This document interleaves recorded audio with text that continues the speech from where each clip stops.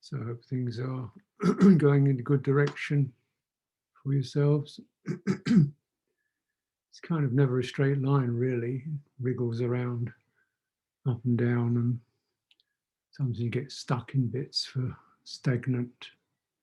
They're all tests and seeing if you can bear with it, and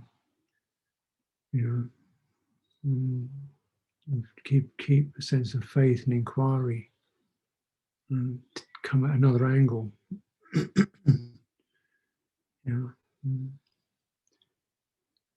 So I'll ask a few questions here this evening that you might all appreciate listening to and reflecting upon.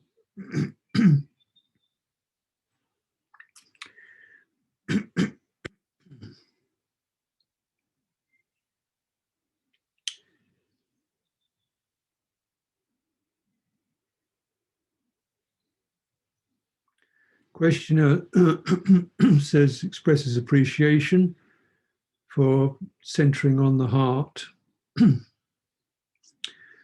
Speak of working at our levels, but say there is nothing to attain. Is jitter inherently pure? After exhausting one's kamma, then jitter is realized?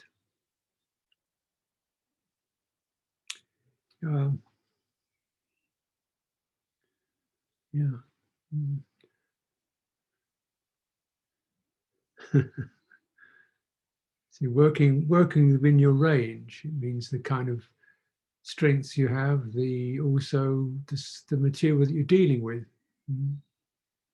Working within your range. So there's one's physical, you could say your basic resource range of time and energy and health and so forth. It's also your karmic range. That is what particular teachings are, light up for you, you can make use of. What particular obstacles are you working with? So different people are working with different obstacles. So this teaching works, but that one doesn't. So you've got to work within your territory. And so sometimes the teachings are not that detailed, because generally whatever territory you're in, you need faith, energy, mindfulness, collectedness, and discernment. You need 4 establishments of mindfulness. You need ethical integrity. You need, a sense of right view. But then when it comes down to what's actually sitting right in front of your face, that's all messy and problematic and deeply personal. So you just, even difficult to really look at it that much. You say, okay, well, you've got to just back off and, just kind of stabilize, get stability, because this is a tough one. Other times people are just kind of smoothly floating along quite nicely, and you can deal with more refined things. Some people are, they're good at analysis, sort of minute details of things. Other people are not so good at it. So there's all sorts of the tools and the landscape are different. Sometimes you can be a very deeply afflicted landscape, feeling you're doing great on your retreat and everything's nice, and then you had a big hit in your life, your partner died, or you had a divorce or something, or something really knocked you apart, and it's just something just about hanging in is about all you can manage. So just bearing with it. So so that's what all these are the effects and the floods. But all the time you're really working on, say, karma. That's the major flooding effect. That which you feel connected to, involved with, activated by. This is the karmic potentials, that which you feel activated by. Right? So this is called the acquisitions, you know. In other words, you have certain areas that you are sensitive to, that, you know, that's extremely potent for you. And when those get touched, your stuff starts happening. Sankharas start throbbing away, and you get guilt sankharas or something because you're very sensitive to that area, or you get compulsive, got to do something, you know, or you get escapist ones, you know, let me get out of here. So all this is, you know, both your sensitivities, what you're sensitive to, and also the kind of stuff that flies out when you get touched. That's what we're working with. So sometimes you can have you're in blue water, you know, it's cruising along pretty comfortably. You think, yeah, that's all sorted out. And then you hit a rough patch. And you want to make sure that just because you're having a good, you know, pretty smooth sailing at this time, you know, this just doesn't mean it's all finished. It's called, what they're called, the floods which well up in karma. So when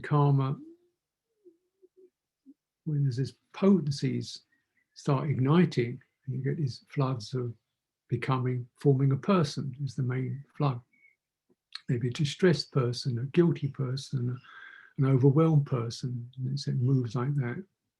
And you get all sorts of activations which are based upon, you know, sort of basic reactive stuff, ignorance. That's the asava. Now, the asava themselves are like floods, but there's another level, the kanutsaya, which is latent potentials. It means you're okay at the moment because this one is buried like a landmine. So you're happily strolling along and thinking it's all plain sailing, and you touch into something, this latent tendency comes up. Latent tendency, suddenly the asava flare up. You know? So all this is, there's the acquisitions of karma, and there's the potential to be activated. So we have to kind of really very thorough, and all levels. That's kind of meditative levels, you know, so you can be quite okay when you're in a pretty calm meditative space, but then because nobody's bothering you, latent tendencies don't arise. Then you move out into daily life and you get really triggered because suddenly the shelter's gone. Latent tendencies pop up, and then you are getting flooded again. So all this is that which has to be, you know, exhausted, which means essentially, though, that you're not triggered. Now, you know, in a way, we all haven't, we've all done and been involved with lots of stuff. So, you know, one can remember things and even notice potentials, but it's the activation is the thing. So you say, oh yeah, that, you know, sort of, so and then it's gone, it's called the fire's gone out, not stirred up. And the process of cultivating, or the you know, ceasing and relinquishment of these karmic potentials, so you just see it for what it is. See it for what it is. Now, seeing activations triggering for what they are, right? It's kind of suddenly reflexive, reactive stuff, or feeling moved, or feeling overwhelmed. And okay, that's that. You're not going to make a thing out of it. It just happens. Okay. And then I'm sensitive because history. Okay. But then what is it that can witness that? You know, what is it that's aware of that? So let me just say, so the insight practices, samatha practices are just about cooling the whole thing down, you know. So let's get some bit of clarity here. So, you know, it's a little bit cooler and clearer. And you're not just really you know, in firework territory. It's not all putting out fires all the time. Things are relative. You've got some stability.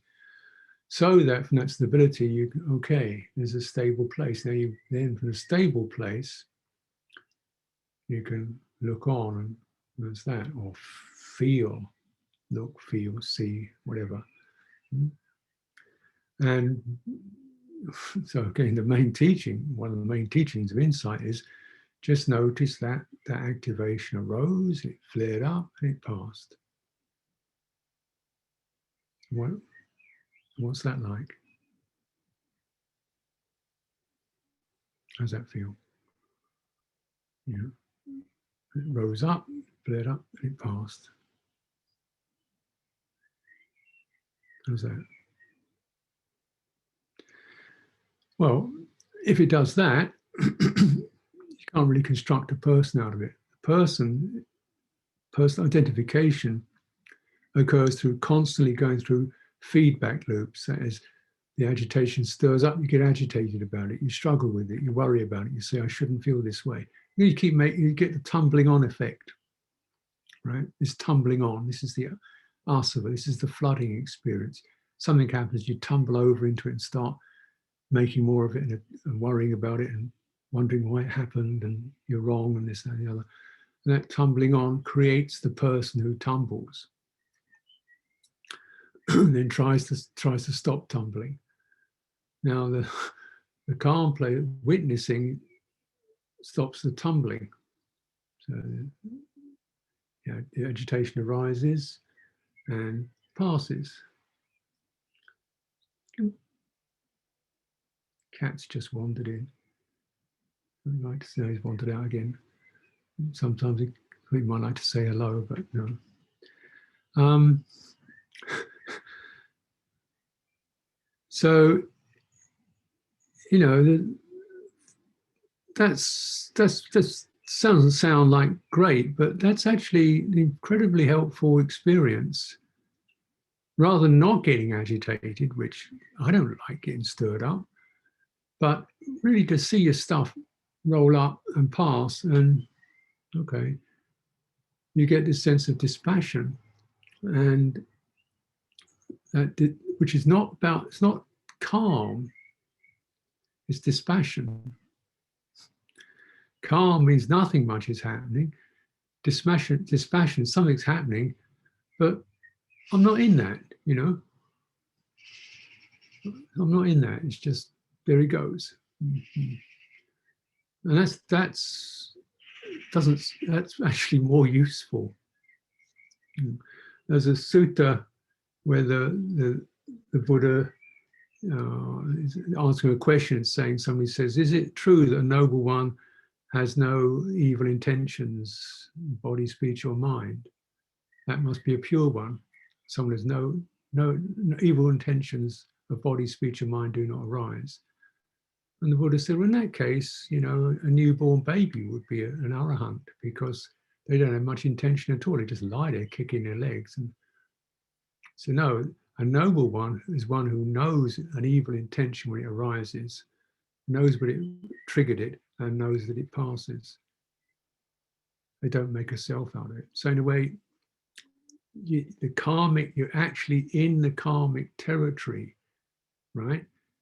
And yet you're not. It's happening, but you're not identifying with it. And that witnessing is not, it's not in, it's with the karmic territory. And it allows the karmic territory to unfold and drain. And the interesting thing is, it begins, the more that's cultivated, the less often those reactions happen, because something, it's like the wiring's been cut, the feedback loop has been cut. So there isn't that feedback loop that keeps it tumbling on, and it gets weaker and weaker. So that's so this. Now, when I say there's nothing to attain, I mean personally, If you have the idea, I have to attain something, then you're going to be tumbling on to try to get to the attainment. It's more like, these are just words, but it's more like there's a lot to be let go of rather than attained. Put it that way. Yeah. There's a good amount to be allowed to pass, or some to be allowed to pass.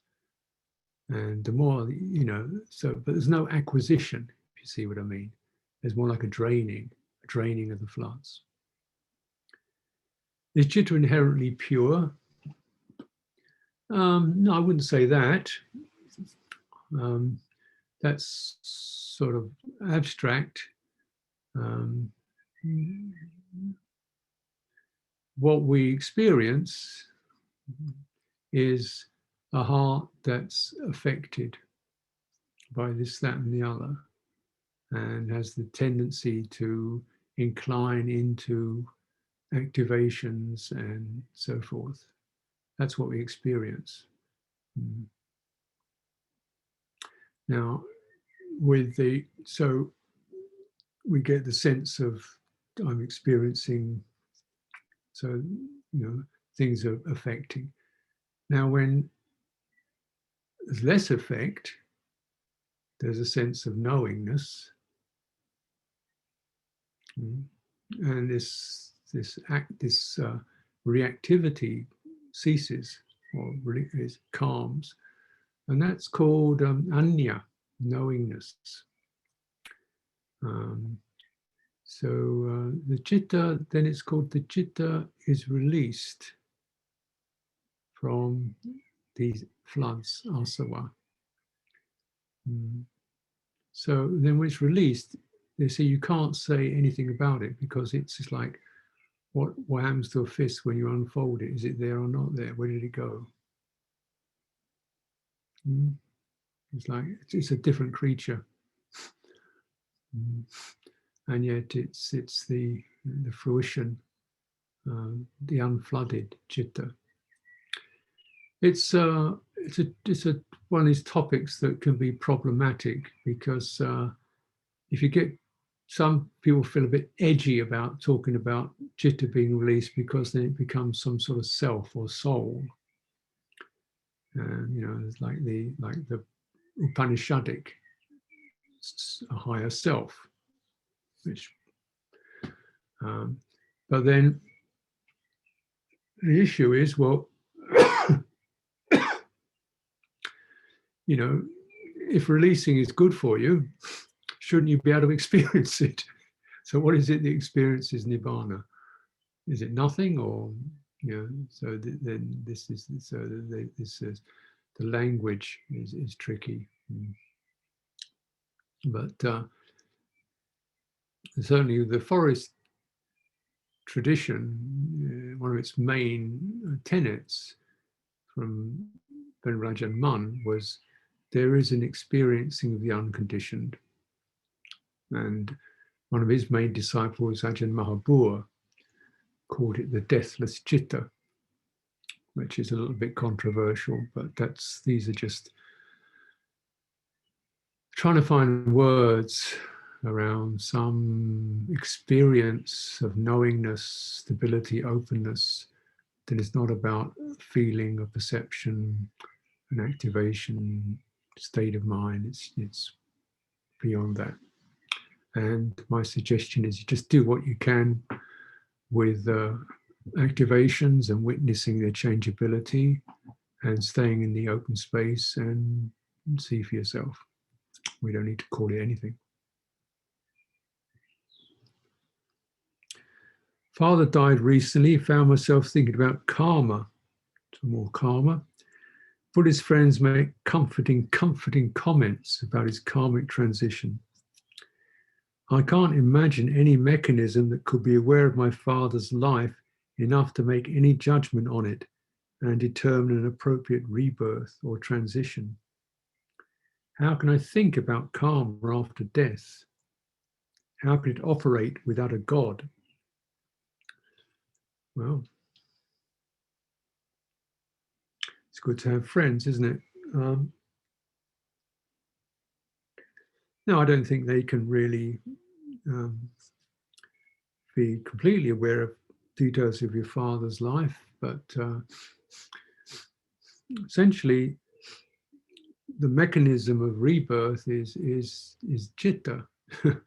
So the heart, by its inclinations, the inclinations that have been established during life, will propel it after death.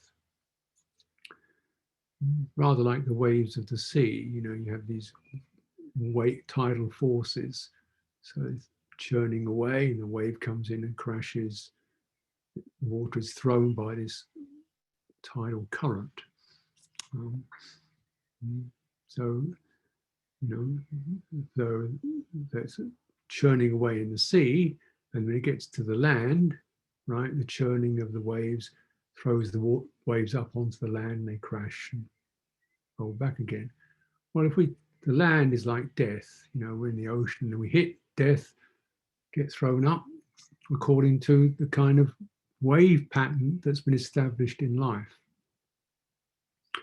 Don't need somebody else to do it, God to do it, and it does it by itself. So that's why it says we are heirs to our karma, according to the karmic tendencies that have been established and the ones that have been strengthened and intensified. That creates the trajectory where the jitter is thrown after leaving this body. That's clear. And it's not like there's somebody up in the sky going, wait a minute, let's have a look at that, an account. You know, it does it. It's like the main tendencies. It's not every little flaw and every little foible. It's just the main flooding tendencies of that life. Now, if they've been ones associated with virtue, generosity, kindness, then you go that away. If they've been associated with being stingy, crabby, and mean, you tend to go that away. There's nobody need to judge it. You do it yourself. That's wise.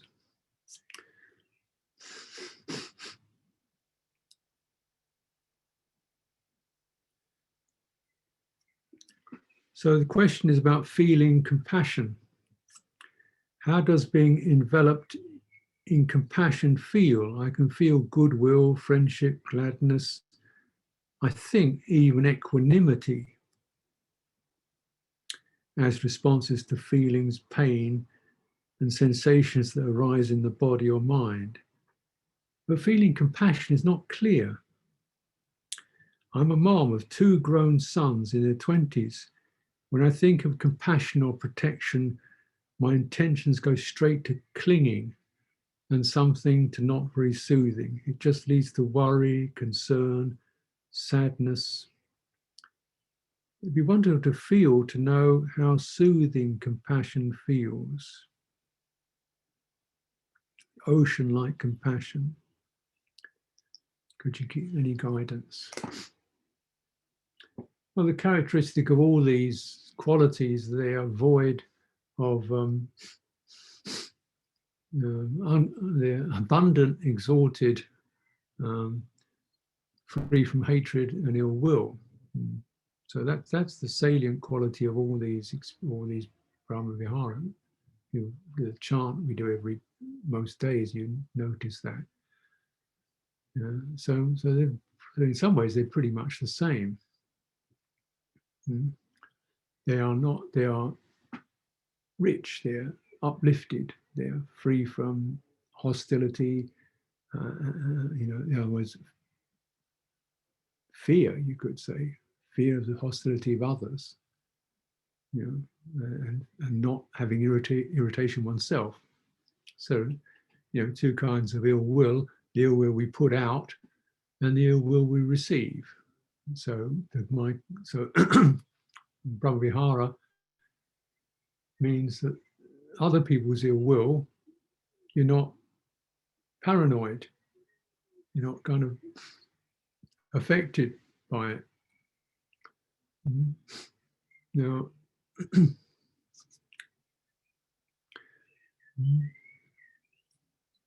so compassion is a certain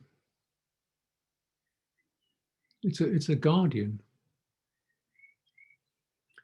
Yeah, it's a guardian. Yeah, so we feel the tides of worry or agitation, and so no, stop.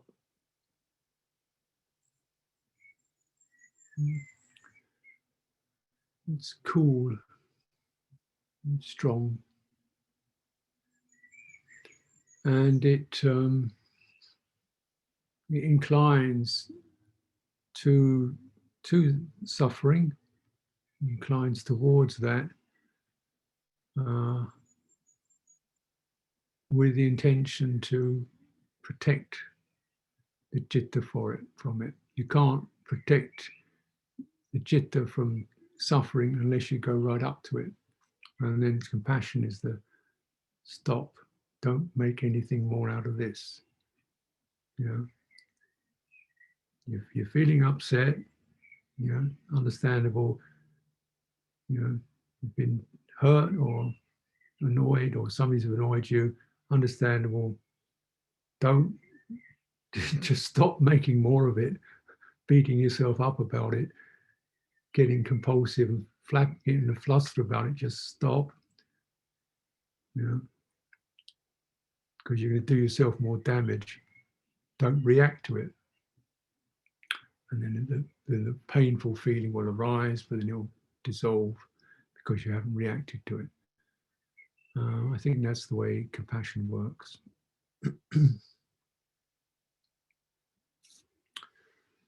But maybe it's different for you. It's not worry, although that's considered to be an enemy or a kind of a you know, the obvious enemy of compassion is indifference. Like, you know, doesn't matter, who cares? Callous, sensitive.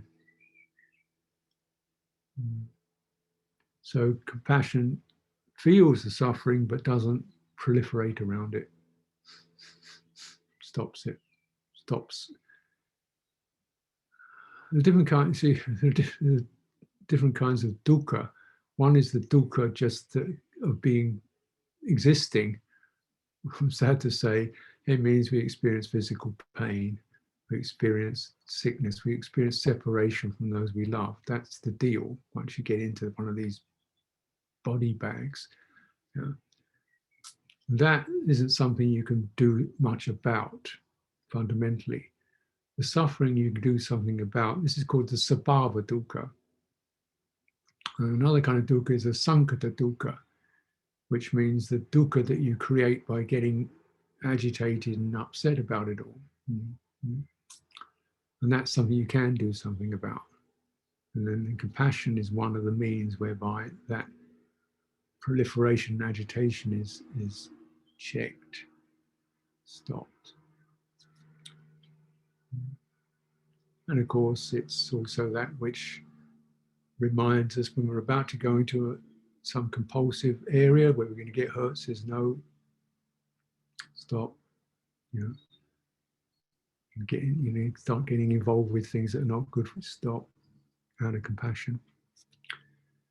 So it's as the Buddha says, you know, the Tathagata teaches out of compassion, lays down training rules out of compassion, realizing we're liable to, you know, impulsiveness, do ourselves some harm. So restraint, we restrain out of compassion for ourselves and others, not out of intolerance, but just recognizing you do yourself some damage.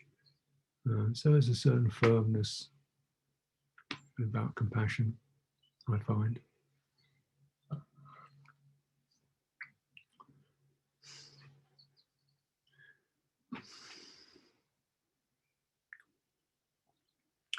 So someone asks about moving energy down into the belly. I got very slightly eager to accelerate this. The person's been moving their energy down into their belly.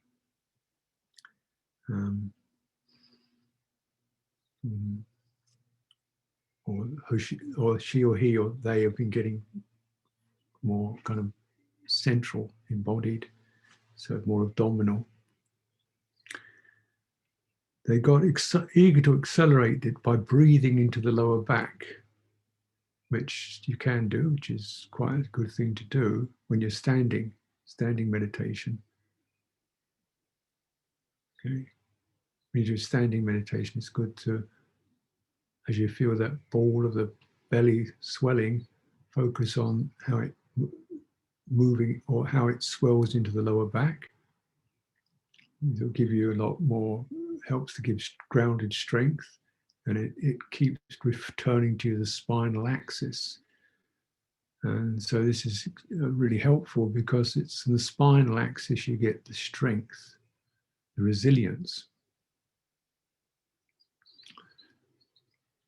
You know, because of our sentiency, most of our, we're very much front people, because this is where all the hit happens, where the sense organs are.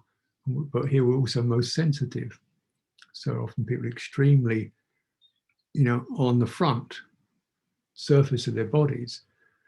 And it's like, wow, because this is the most sensitive part of your system, and you're moving through the world with your most sensitive aspects, getting hit. We should never have stood up, really. Most creatures have got backs, and we lose ours because our eyes take us forward. So it's really helpful to bear in mind is focusing on your back. And when you stand in meditation, that becomes more obvious because it's the spine connection to the ground that holds you up. It's a really good thing to do, to just let the face focus more on the back of your head than the face. Now, so then you can do that breathing into the lower belly, because then the breath energy connects to the spinal energy. So you're always breathing back into your spine. Well, I mean, that's part of it. Clearly it's going everywhere, but you're including the spine. But with energy work, you should not be too pushy about it. You can overdo it. So you just sort of, the phrase I would say is get interested in. Get interested in, what happens in your back and you're breathing in and out. Just get interested. How's that? I would caution any idea of deliberately doing anything, because you can overdo it. And so this is for standing meditation. So the person seems to have had a problem in accelerating it, breathing into the lower back, led to an energetic movement one night. And I get the impression the person was lying on their bed. So that's not good.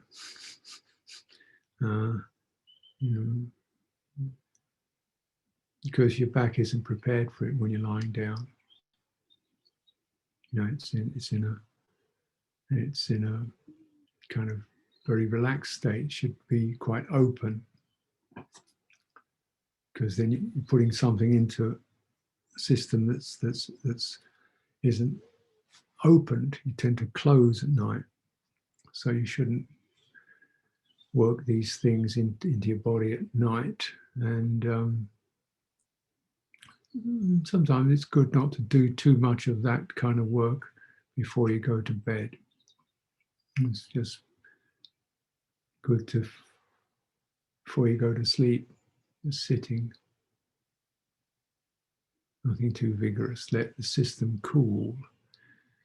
If you do energy work, you should recognize that the energy continues after the exercise is finished. It doesn't just switch off. It's continuing to work after the exercise is finished. So it's good to do these things before, a little while before you go to rest, and don't push it. Do you so the person is now focusing on qigong and samatha, pausing on vipassanā.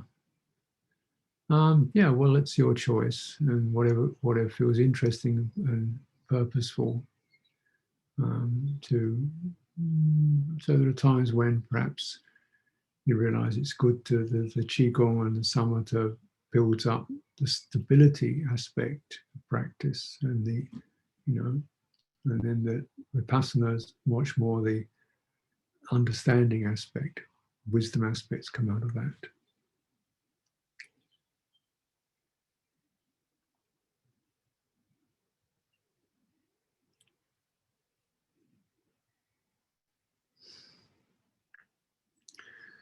There seems to come a moment in meditation when the knower, quote unquote, the knower, spontaneously merges with the known. So there is suddenly no more object left. It's not that like when you absorb into something, but the mind sort of spontaneously inverts or something. I'm aware that my language is lacking, but the whole thing happened so quickly and unexpectedly, I didn't discern exactly what happened. The fallout is I'm left with a sense of experiencing, even though there's nothing to experience. There's simply no more object, and the mind cannot create one or grasp onto anything. What followed was some very profound insights around clinging and suffering, like a cognitive restructure which reset my whole way of understanding reality. Ongoing sense that I now perceive reality much more directly, like a layer of my mind which used to add useless stuff on top of what I was perceiving has been stripped out. I hope this makes some kind of sense. I'm not entirely sure what my question is, but grateful if you could speak a little. Well, that sounds, I suppose, sounds good to me. Yeah, that kind of thing can happen when there's sometimes these release moments, these realization moments can be just, you didn't know exactly what happened.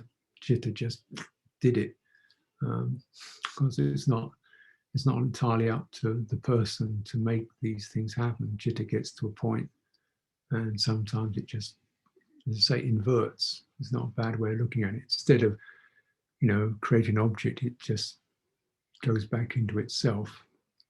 And true, that gives one a good way. That really enables you to see suffering in a very deep way, in which certain habits, the way we return to old habits, this is what helps old habits, karmic habits, to be taken out.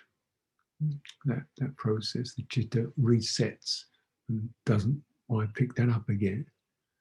It's called nibbita. It means it's had enough. Why bother with that?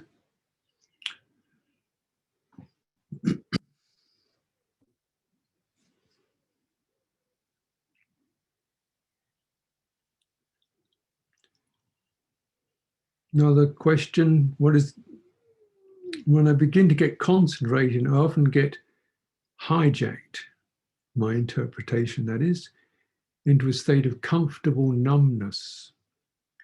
Can't really feel my heart or any emotions, though I can feel my body, notice thoughts. I don't think it's sloth and torpor, it's just kind of dead, maybe dissociated. I can get locked into this, so it seems more skillful not to stay in it very long. This time I stood up and did some walking. I have left the brahmaviharās behind. It's not a happy or a kind state. I feel a bit lost in it, and I'm a bit afraid of it. Yes, indeed, it's not a skillful state, and it's sort of like it is a torpid state, a loss of wisdom. There's no capacity to discern or agilely, penetrate experience. So the mind is kind of slumped. Sometimes this is called stump samadhi, a samadhi of a dead log of wood. And it's the jitter can do this. It can just go into this kind of doggo state where it just lies down, and so one should avoid that. And the way you do this is you think, cultivate thinking, not manic thinking, but clear what's happening. This is that, feeling, sensation, walking. Just get sharper. You can focus on sensations and just keep getting your mind to touch the particularity of experience, the particularity of it. You can get this dreary walking, seeing, but actually every moment is different. Trying to get into the particularities of the sensations that arise, for example, or the mind states that arise. So this is sharpening the analytical faculty. Even if you don't feel very concentrated, I think this is wrong concentration. It's a sort of a sidetrack. So it's better to withdraw from that and cultivate more the insight practice, which is always about what's this about. So it's much more using the thinking mind, which is the vehicle for insight. Thinking, or very refined thinking, not a lot of words, but just now that numbs out. That could numb out, and you just go in this kind of gaga state. So, less than that, do more walking, and make, okay, walking, feeling like this, sensations, pressures, energies. You can do things like the elements, which means just discerning solidity, earth element, caloricity, vibrancy, heat, fire element, fluidity, flow, cohesiveness, the water element, and subtle pressure, the air element, mobility, that which moves things along. And this is, so in your own body you can discern this kind of, some aspects of body feel quite hard, firm, could be bone, could be muscle. That arises. Then you can always experience a sense of vitality and warmth, fire element. You can experience a sense of something pushing you along, or opening your chest as you breathe in. That's the air element. And then you can experience a sense of how, particularly when you walk, everything is flowing together. As your leg lifts, energy moves up into your abdomen, and your back turns. There's a fluidity. It's not bits and pieces. It's a single flowing form. So actually, the body, very apparent when you're walking, is a constant mingling of these elemental properties. Right? So as your foot comes down on the ground, strong feeling of earth, right? And then the other leg lifts, it's more like light and airy, right? Flowing, touching the ground, earth again. So what particular phenomenon arises in the mind at any particular moment? what phenomenon arises in the mind at any particular moment. Now, we can look at it in terms of elements, or you could say this is agreeable feeling, pleasant, neutral. Elements is fairly simple and really kind of, it's not subtle. And if your mind is a bit dull, you don't want anything too subtle. You want something fairly easy to get your mind handling. And when you sit, okay, how is that? And then feel the firmness, ground, earth.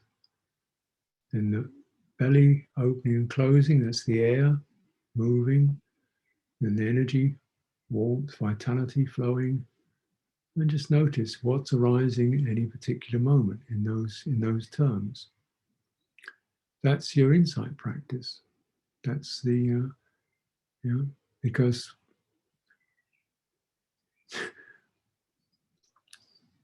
what isn't arising is a person.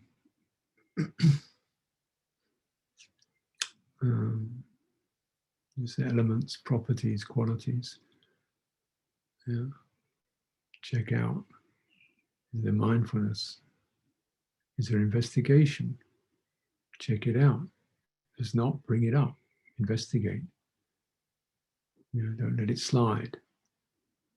Doesn't mean you have to be, frantic like a did twitch as you keep your eye open. What's happening now? Investigate. What's really present?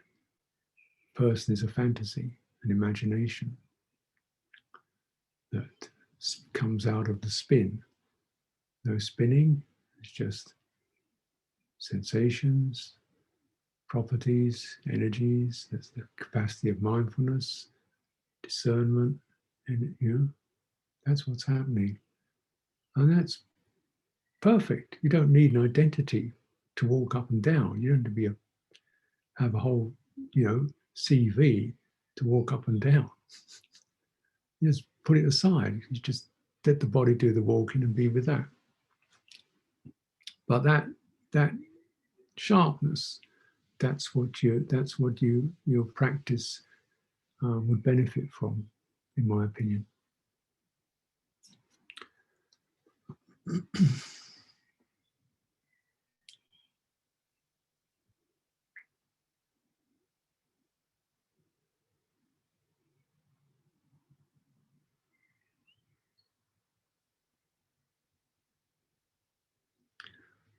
So last one, relationship between awareness, mindfulness, jitter, and the mind, as in training the mind to be mindful.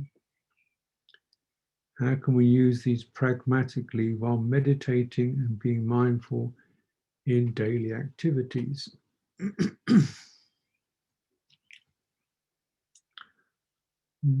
Well, language again. Awareness is one way of translating citta.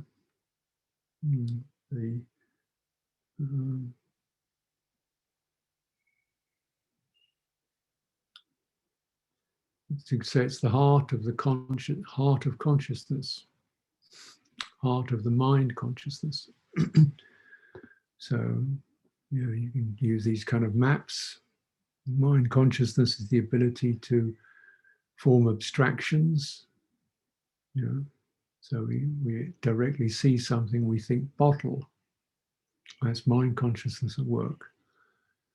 It forms a concept or a symbol. Now, to do that, there's some awareness that holds that, where that impression lands. So now that's that's consciousness, but the quality within that says, aha, that's jitter. It knows that you know.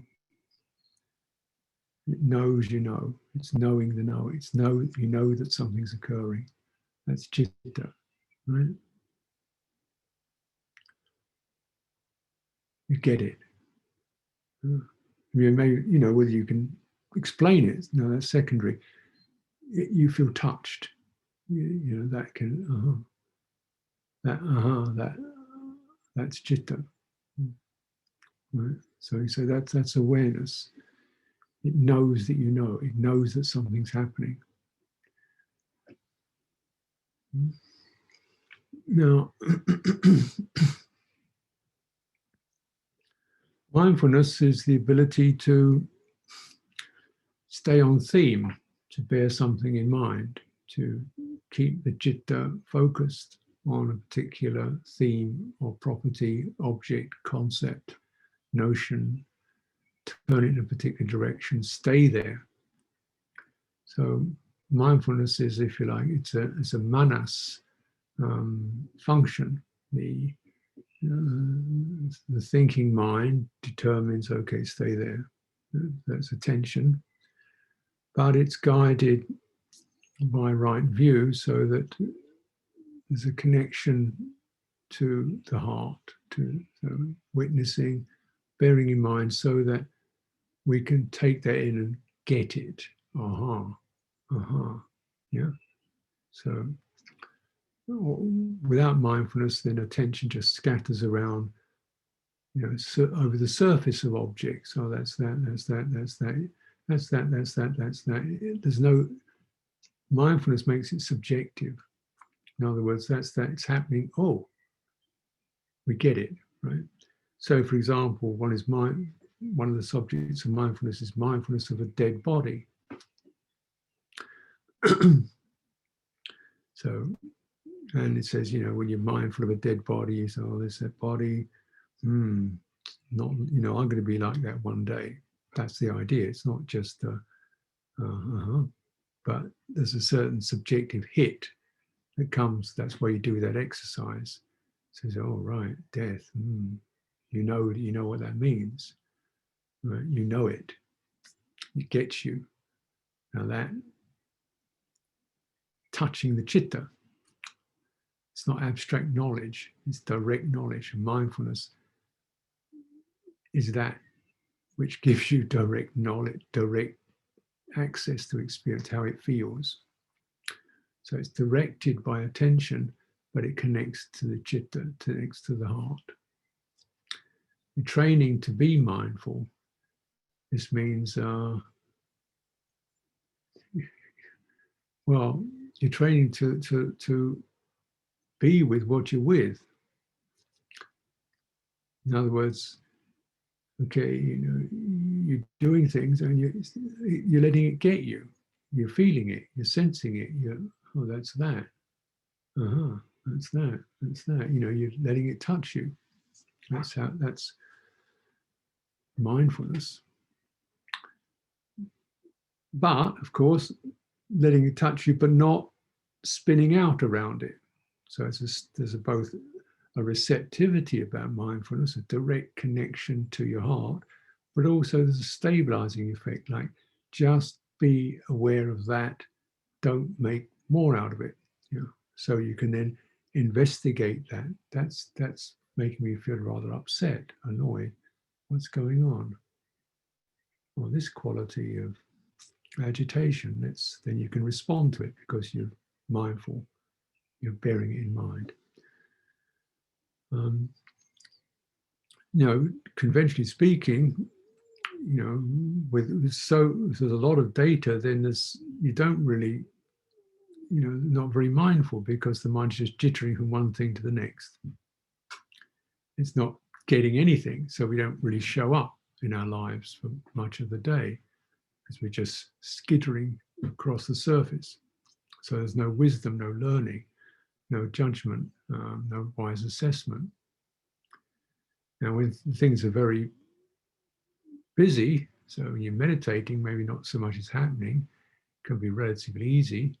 When you're more busy doing things, then you should establish mindfulness on the body. So how is this feeling in the body? Or mindfulness of mind.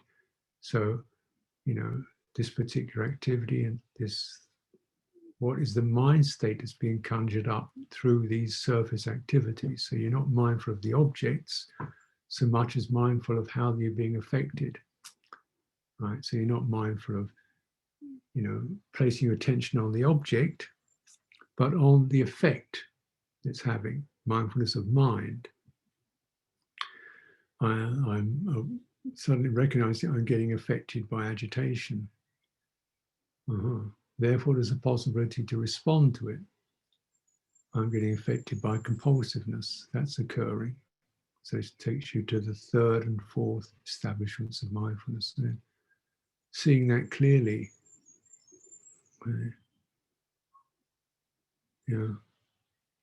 not proliferating a person out of that, through wise attention, through proper comprehension. This state is to be, relinquished. So, that's the property of training oneself to be mindful, so that these defiling tendencies of compulsiveness, negligence, carelessness can be filtered out. We get it, but we don't add these careless acquisitions, habits to it. And so this terminates the building up of floods and acquisitions. Important to recognize mindfulness isn't just a tiny little focus on a sensation. It can be, but you're not going to be able to do that in your daily life. It's too refined. But you can be mindful of the sense. What's getting me now is the experience of busy, so much to do, busy. So that's what's getting me. That's what's happening. That's the mind is getting stirred up. Let's just, witness that, and don't make a person out of it. And don't, if you're finding it's becoming difficult, how can you respond to that? Taking your time, slowly, or not creating a goal. Just do what you do without, too much pressure. It's the compulsiveness, not the speed. That's the problem. It's compulsiveness, where you're always reaching beyond. You get to the tumbling on experience. It's possible to work quite quickly without that sense of got to. It's just things are flowing nicely. If you're, ice skating. So these are the ways in which one can try to cultivate sati mindfulness. As I say, you can refine it down to particular discrete objects in meditation. When in daily life, you should probably, best thing to do is just be mindful of the mind. What's the overall texture, quality of the mind, and ground it in your body. So if you're not in your body, you don't even really know what your mind is doing, because it's out there. So you're trying to establish that foundation in your body, and then I can feel the pressure building up. This is just steadying my eagerness, or my craving, or my, anxiety. Just relax that and steady that. So you keep filtering out these defiling influences from your activities.